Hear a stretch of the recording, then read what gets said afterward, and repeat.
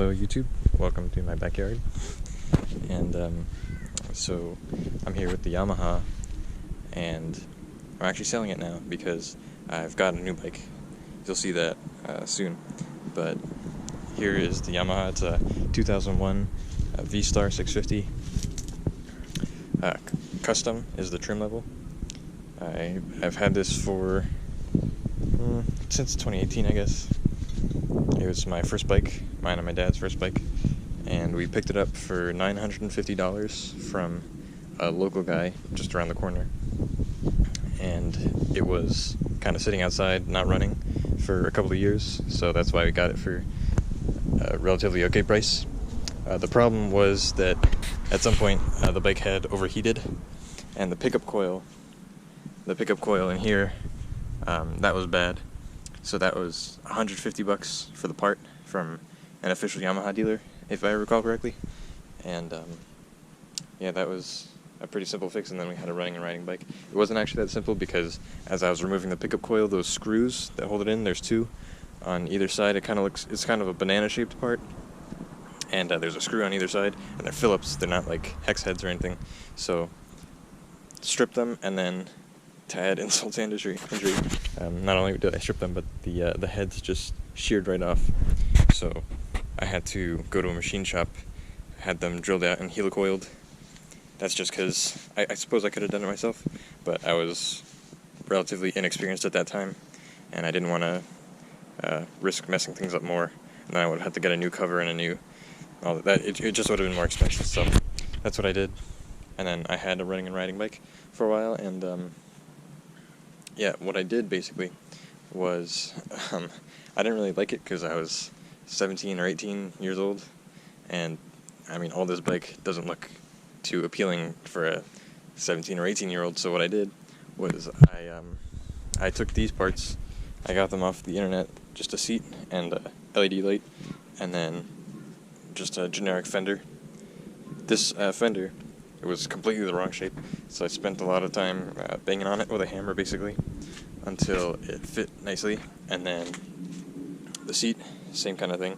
Didn't really fit that well, but I made it work for however many years. It was horribly uncomfortable because the seat didn't have any suspension or anything, and I mean, the thing is like an inch thick, so it was very not comfortable.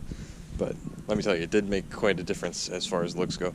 Oh, and also I put a set of drag bars on it, which gave it a really cool look. I'll put in some pictures in the video, but yeah, so it was kind of going like that for a while, and I always had a problem starting, and I never really knew what it was. But I mean, I tried pretty much everything. At first I thought it was the starter clutch, and that was foreshadowing or rather I thought it was a starter clutch, and so I went in there and I inspected it, and according to the book and according to like everything, all the resources online, the part was fine. There was nothing wrong with it that I could see.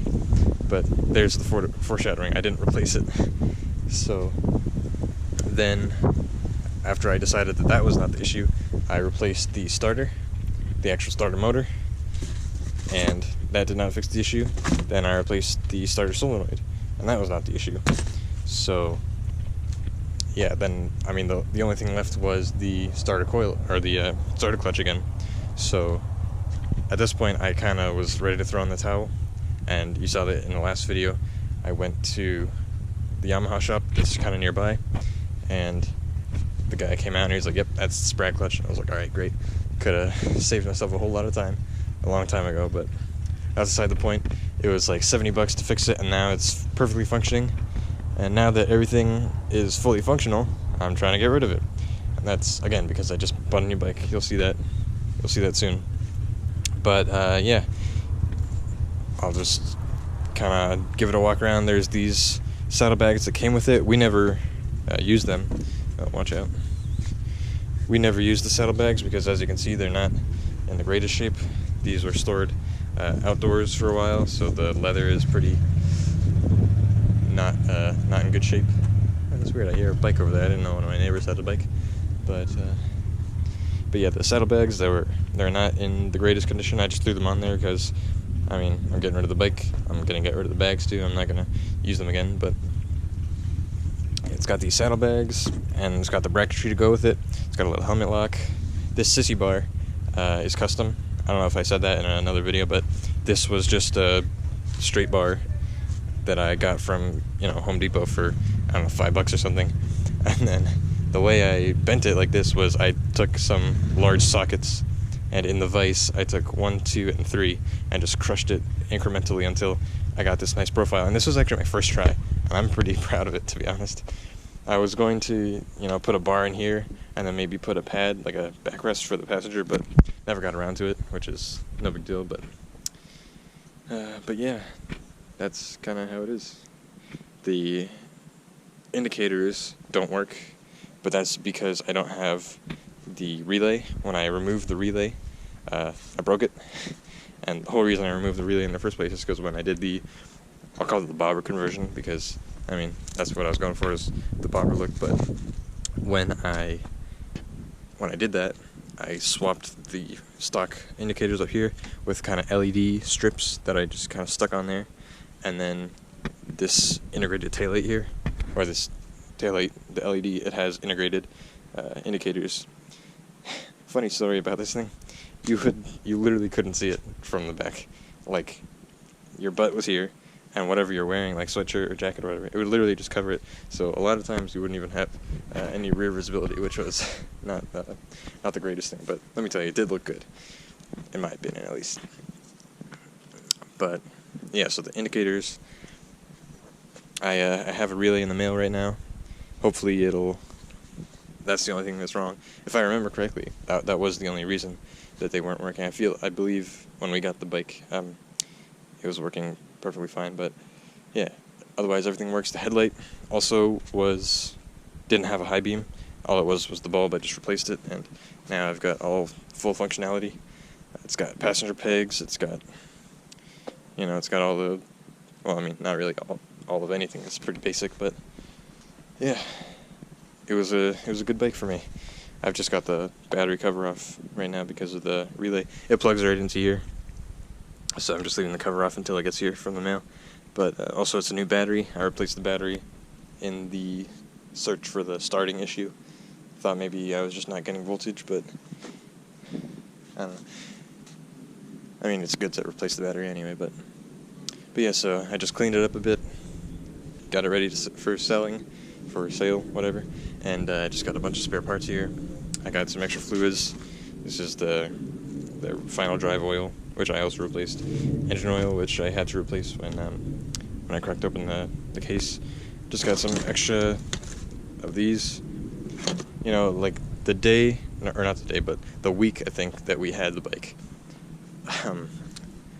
I won't say if it was me or my dad to save us both humility, but we dropped it on this side, if I remember correctly, which caused the brake lever to break. You can see on that side there's a little kind of ball end.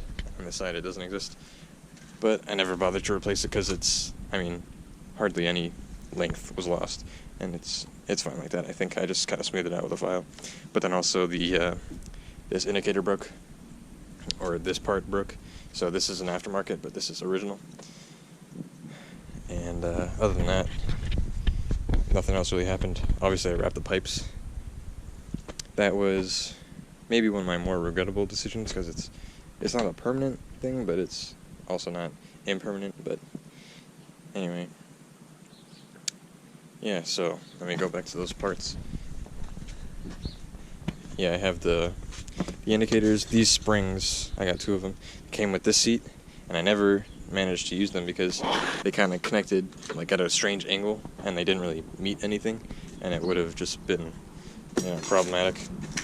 These coils, the ignition coils, came with the bike because the last guy was trying to figure out the problem with the no start, which, like I said, it ended up being the pickup coil inside the stator housing, but he thought that it was maybe these, so these are just a spare set. And then also I've got these bar end mirrors. They're like just Amazon special, but they actually looked quite alright. And then of course I just got the book that's going to go with it. But yeah, that's the Yamaha. Here, I'll fire it up for you, because last time you heard it, it was in the no start condition because of the starter thing. But here's all you got to do. Here, I'll show you. It's cold. I can touch everything. But just turn the key to the on position. It likes a bit of choke usually. Kill switch, and then I just give it a bit of throttle in there. There it goes.